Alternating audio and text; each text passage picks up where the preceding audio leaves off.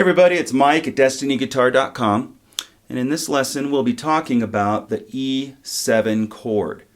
And this is an E dominant 7, which is different than a major 7 chord. It's a variation on a major chord, but it's not the E major 7. This is the designation of the chord that just has an E and then the number 7 after it. A dominant 7 is very different than an E major 7 chord. It's different than a minor 7 chord. I'm not going to go into the theory behind what makes a dominant 7 chord. You can look for other resources online for that. But just know that there is a difference between the two chords.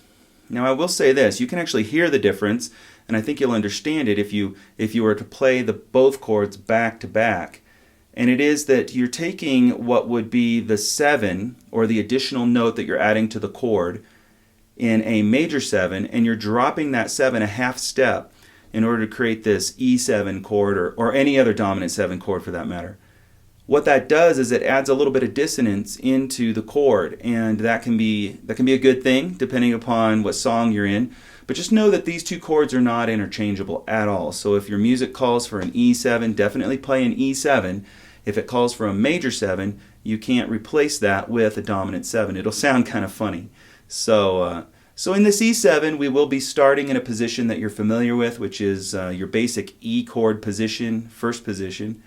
And then essentially you'll just lift one finger, and by lifting that finger, you've added an open string, and you now have your E7 chord.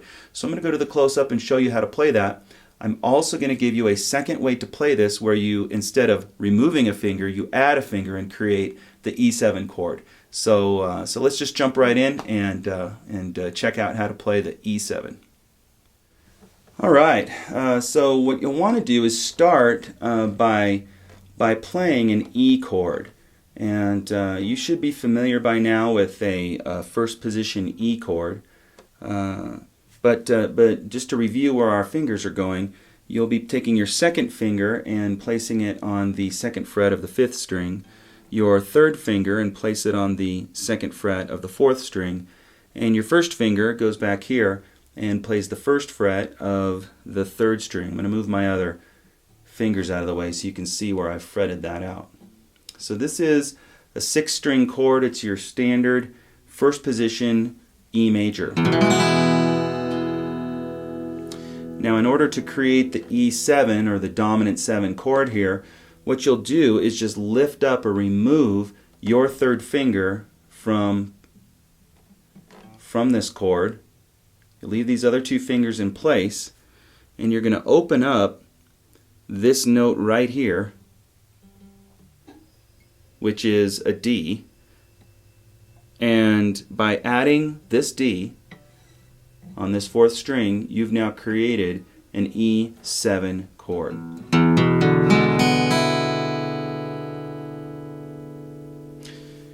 Now, as I said, there's a little bit of dissonance associated with it. I think you can hear it if you just listen to it ring out. And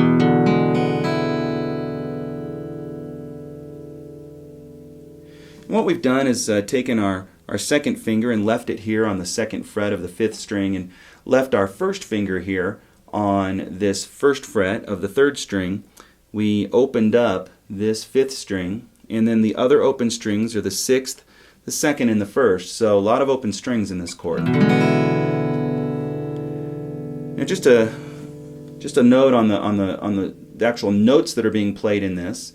To create a dominant 7 chord, what you do is you take in music, you take your 3-note major triad, and then we're just adding a 4th note to the top of it.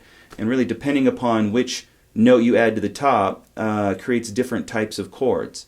And so in this chord, we're starting, because we have this open string on the bottom, we're starting with an E on this bottom string, and then we have a B on the 5th string. By opening up this string, we have a D that becomes the dominant 7, and then we have our G sharp, B, and E.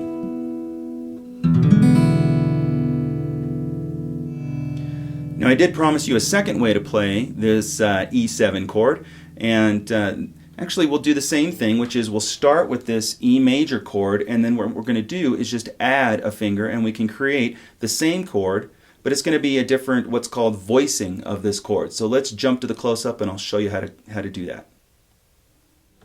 Alright, so we start with our E chord, our standard E chord. And to add this dominant 7 to the top of the E chord, we'll take our 4th finger and we will play this 3rd fret on the 2nd string.